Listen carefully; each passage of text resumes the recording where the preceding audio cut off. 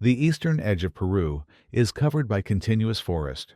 From the air, the Amazon basin appears uniform and uninterrupted, a surface of green that conceals rivers, swamps, and scattered settlements. In December, cloud layers often sit low over this region. Weather systems form quickly and move without warning. In 1971, commercial flights crossing this terrain relied on limited radar coverage once they left the coastal range. Navigation depended on instruments and visual gaps in the cloud cover. Below, there were no roads visible from altitude, no clearings that suggested easy access. The forest absorbed sound and distance equally.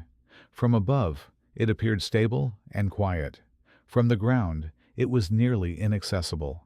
On the morning of December 24th, one aircraft crossed this airspace, moving eastward from Lima toward the interior. The Peruvian Amazon in the early 1970s had few points of connection to the rest of the country. Outside of river towns, communication infrastructure was minimal. Radio towers were sparse. Emergency response in remote regions depended largely on chance encounters along waterways. Air travel provided one of the only consistent links between the capital and the eastern lowlands. Flights followed established corridors, but once over the jungle, there were no landmarks that could guide a search from the ground. Dense canopy concealed terrain changes and obscured wreckage. In this region, a deviation of only a few kilometers could place an aircraft beyond practical reach.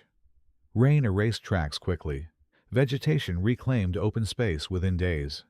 If something went wrong above this forest, isolation was immediate.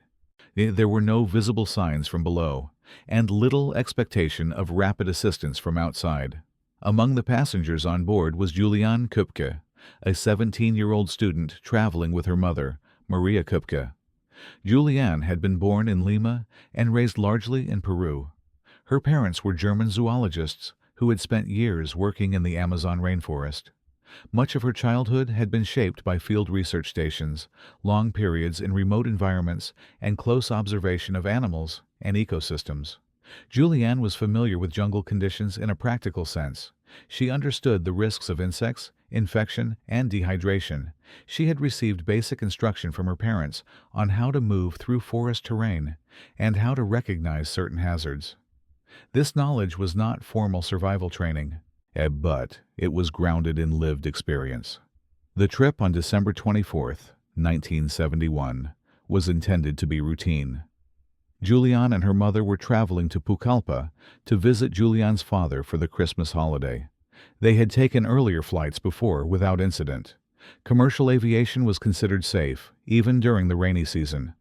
Juliane boarded the aircraft as a passenger, carrying no special equipment and expecting a short journey. At the time, she had no reason to believe that her familiarity with the rainforest would soon become essential. The aircraft was a Lockheed L-188 Electra, operated by LANSA, Peru's domestic airline at the time. The route from Lima to Pucallpa crossed the Andes before descending into the Amazon basin. It was a common flight path, used regularly despite seasonal storms. On December 24th, weather conditions over eastern Peru were unstable.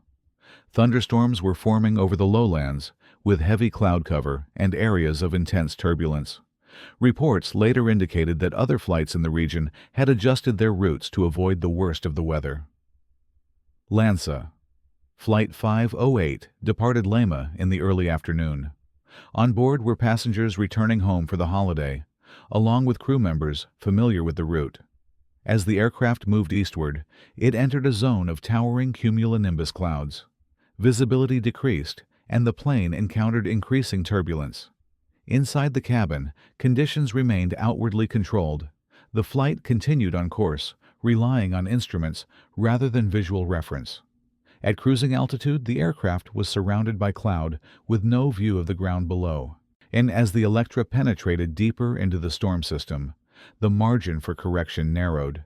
Beyond the windows, the Amazon remained unseen, waiting beneath the cloud cover. Shortly after entering the storm system, LANSA Flight 508 was struck by severe turbulence. Lightning activity increased around the aircraft. According to subsequent investigations, the plane encountered a powerful thunderstorm cell that produced extreme updrafts and downdrafts. At approximately 3,000 meters above the jungle, a lightning strike hit the aircraft. The electrical discharge caused a structural failure in the fuselage. The Lockheed Electra broke apart in midair. The sequence occurred rapidly, leaving no opportunity for recovery. Passengers were thrown from the aircraft along with sections of wreckage, seats detached from the cabin structure. No luggage and debris scattered across a wide area. The main body of the plane descended separately, disappearing into the forest below. Juliane Koepcke remained strapped into a row of seats as they fell. The section rotated during descent, slowed in part by dense vegetation and air resistance. The jungle canopy absorbed some of the impact, though the force remained severe. She lost consciousness before reaching the ground. The aircraft was destroyed. Of the 92 people on board, only one survived the initial event. The jungle closed over the wreckage almost immediately, concealing it from view. Juliane Koepcke regained consciousness alone. She was lying on the forest floor, surrounded by dense vegetation. The air was humid and still. Light filtered down unevenly through layers of leaves and branches. She had no immediate awareness of how long she had been unconscious. She was still strapped to part of an airplane seat. One of her shoes was missing. Her collarbone was broken. She had deep cuts on her arm and leg, and her right eye was swollen nearly shut. Despite these injuries, she was able to move. There was no sign of her mother or of other survivors. No voices carried through the forest.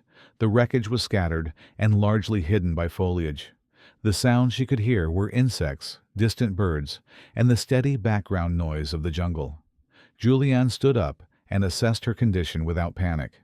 She recognized that remaining still would increase the risk of infection and dehydration. She also knew from her parents' work that rivers were the most reliable paths toward human activity in the Amazon. Yet with no supplies beyond the clothes she was wearing, she began to move through the forest, guided by gravity and the faint sound of flowing water. Juliane's first concern was access to water. The jungle climate caused rapid dehydration, particularly in someone who had suffered trauma. She moved toward the sound of a stream, guided by the instinctive knowledge gained from years accompanying her parents on fieldwork. Along the way, she avoided unstable ground and areas where fallen trees created obstacles.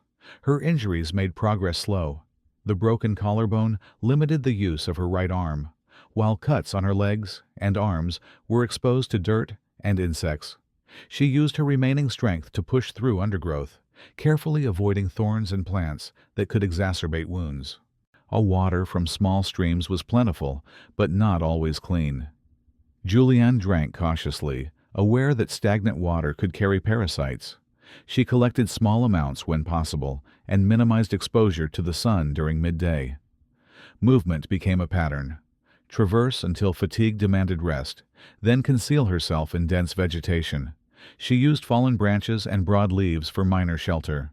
Nights brought cooler temperatures, heavy dew, and the sounds of nocturnal wildlife, all of which reinforced the isolation. Despite pain and exhaustion, she focused on systematic movement. Streams became the main reference for direction. Small clearings provided brief vantage points, but she avoided lingering where predators or insects might concentrate. For 11 days, Juliane continued this pattern. Each day followed a rhythm dictated by survival. Travel in morning and late afternoon. Conserve energy during midday heat and rest at night in concealed positions. She navigated toward larger watercourses whenever possible, knowing they might eventually lead to human settlements. Her diet consisted of what could be safely consumed in the forest. She ate fruit, nuts, and occasional small insects when necessary. Knowledge from her parents allowed her to identify items that were edible and avoid toxic plants. She did not have tools or containers, so she relied on hands and leaves to gather and carry food. Injury management was improvised.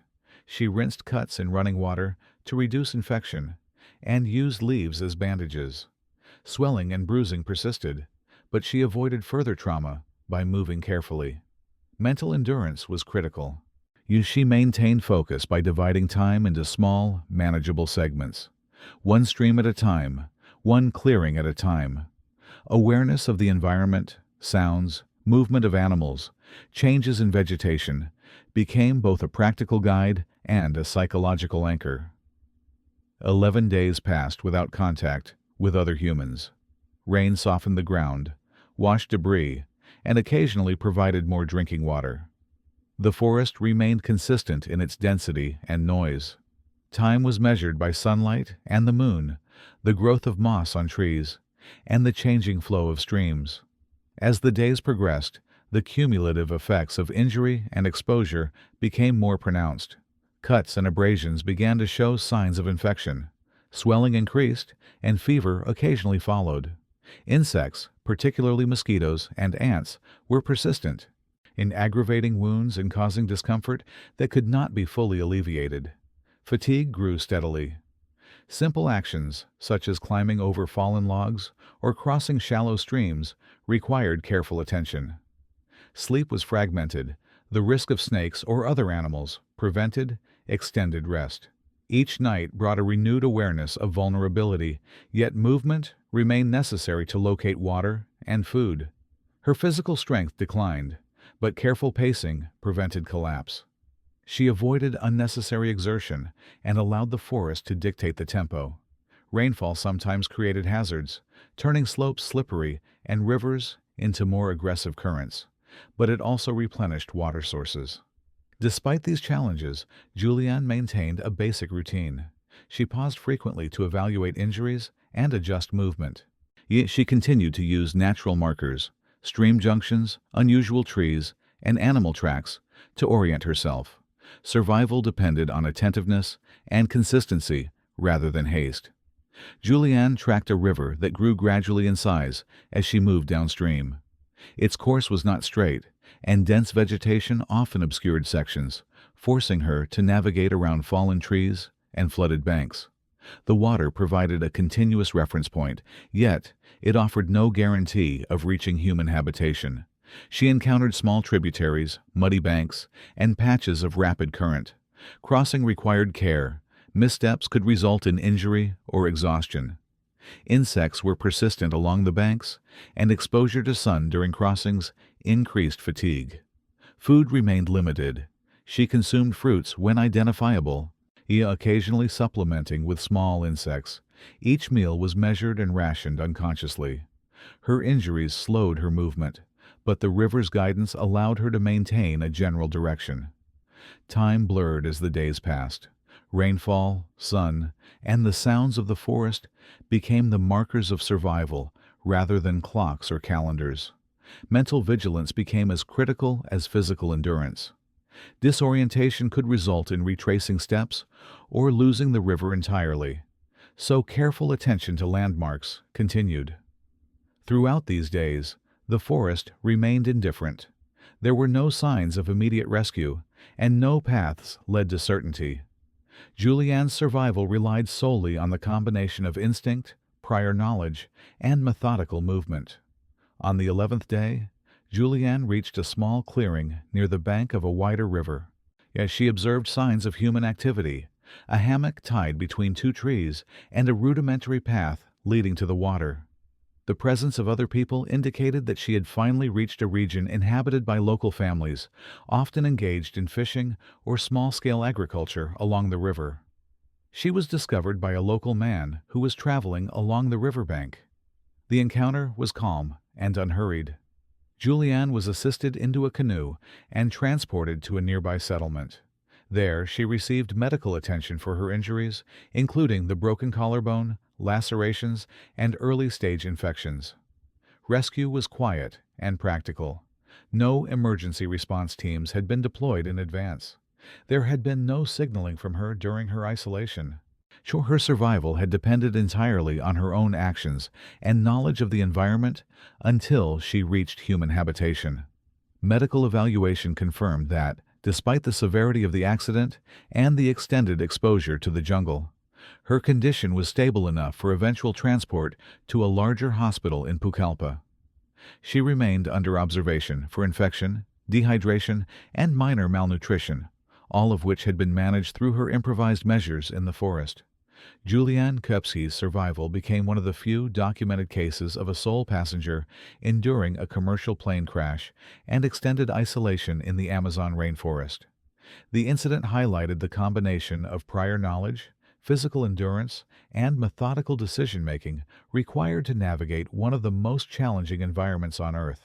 And medical reports and later interviews confirmed that her familiarity with the rainforest, gained through years accompanying her zoologist parents, directly influenced her ability to locate water, find food, and manage injuries. The accident also exposed the vulnerability of commercial aviation to localized weather phenomena over remote terrain, influencing subsequent safety protocols in the region. The LANSA Flight 508 crash resulted in 91 fatalities, underscoring the rarity of survival in such circumstances. Juliane's experience stands as a record of human resilience under extreme conditions. The forest returned quickly to its usual state, concealing the wreckage and erasing signs of the struggle that had unfolded over 11 days. The quiet of the Amazon persisted, indifferent to the events that had occurred beneath its canopy. Her survival remained a testament to preparedness, observation, and the disciplined application of practical knowledge in isolation.